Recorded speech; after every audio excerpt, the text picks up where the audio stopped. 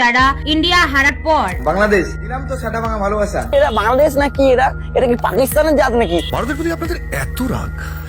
Quarter final match पर सवाल उठाए हैं। The truth here is the BCCI is the richest body today.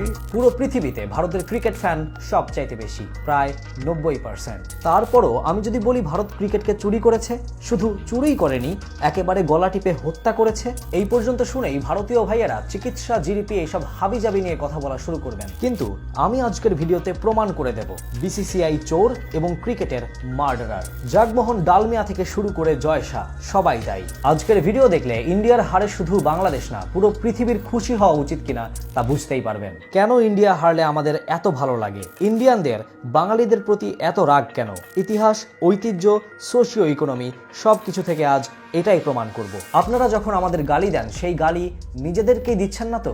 Either in terms of countries' records. And then the Indian government was called in.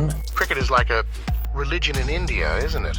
এইসব third class Indian video নিয়ে কথা বলতে গেলে আমার কন্টেন্টের কোয়ালিটি নষ্ট হবে, কিন্তু তারপরও কিছু অজানা সত্য জানা দরকার। 1983 সালের ওয়ার্ল্ড কাপে ভারত ছিল দুর্বল দলগুলোর মধ্যে একটা, আর তারপর শুরু হয় লুটপাটের ইতিহাস।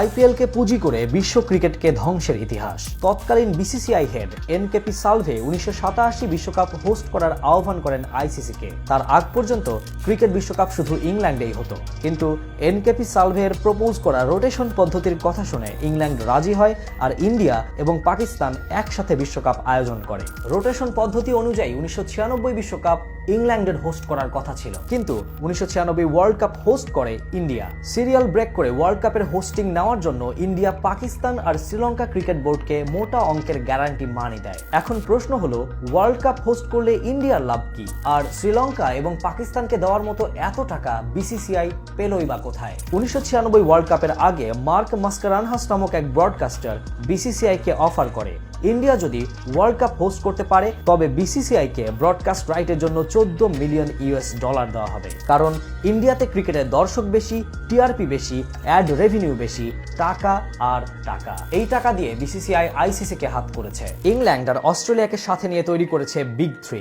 To a proposal that will give three countries, that's India, Australia and England, more power and more money. ক্রিকেটের উন্নতি সাধনের জন্য আইসিসিআই আগে সব দেশকে সমান পরিমাণ রেভিনিউ শেয়ার করত, কিন্তু এখন ইন্ডিয়া একাই 38.4% রেভিনিউ নিয়ে থাকে, যার কারণ হিসেবে ইন্ডিয়া বলে আইসিসি এর রেভিনিউ এর কারণ ইন্ডিয়ান ভিউয়ার্স। টাকা না পেয়ে অ্যাসোসিয়েট মেম্বাররা ক্রিকেট খেলা ছেড়ে দিচ্ছে। চায়না এর মতো এত বড় একটা দেশকে আইসিসি এখন রেভিনিউ দেয় বাৎসরিক মাত্র $30,000। চিন্তা করে দেখেন চায়না এর পক্ষে ক্রিকেটের উন্নতি কিভাবে সম্ভব। এমনকি ওয়েস্ট ইন্ডিজ, জিম্বাবুয়ে, আয়ারল্যান্ডের মতো ভালো ভালো ক্রিকেট দলও হাওয়া হয়ে যাচ্ছে এই রেভিনিউ মানি এর অভাবে। অন্যদিকে এই টাকার পাহাড় দিয়ে আইপিএল খেলা চলছে রমরমা। Welcome to the Vivo Indian Premier League.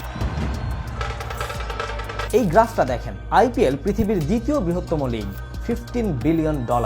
Broadcast এবং ড্রিম ইলেভেনের মতো জুয়ারি কোম্পানির কাছ থেকে বিসিসিআই টাকা কামাচ্ছে আর নিজেদের প্লেয়ারদের অন্য কোনো ক্রিকেট লিগে খেলতে দিচ্ছে না। কারণ বিসিসিআই চায় না অন্য ক্রিকেট লিগগুলো ইন্ডিয়ান ভিউয়ারদের টিআরপি পেয়ে বিসিসিআই এর মতো ধনী হোক, কারণ ধনী হলেই ক্রিকেটের উন্নতি হবে, কম্পিটিশন বাড়বে। আর এগুলো নিয়ে আইসিসি এর কেউ কথা বললেই ইন্ডিয়া তাকে সরিয়ে নিজের লোককে বসিয়ে দেয় চেয়ারে। 1997 সালে ডালমিয়া সাহেব অ্যাসোসিয়েট মেম্বারদের ঘুষ দিয়ে, হোটেল ভাড়া করে, পার্টি দিয়ে ভোট হাতিয়ে নেন, আইসিসি প্রেসিডেন্ট বনে যান। ভোট না দিলে ভারত ক্রিকেট দল অন্য দেশে ট্যুর দিবে না, এই বলে ভয় দেখিয়ে শিবরামাকৃষ্ণন হন ICC player representative. If they didn't vote for that particular candidate, the tours would be taken away. BCCI tour না দিলে ব্রডকাস্ট রেভিনিউ আসবে না কোনো দেশের। সব দেশ আস্তে আস্তে ওয়েস্ট ইন্ডিজ আর আয়ারল্যান্ড হয়ে যাবে। অন্যদিকে বাংলাদেশের প্লেয়ারদের আইপিএল এ কিনে বিসিসিআই বাংলাদেশি ভিউয়ার্সদের টিআরপি আর্ন করে, প্লেয়ারদের বসিয়ে রেখে ফিউচার নষ্ট করে। এই চার্টটা একবার দেখেন। আগামী 5 বছরে ইন্ডিয়া, অস্ট্রেলিয়া,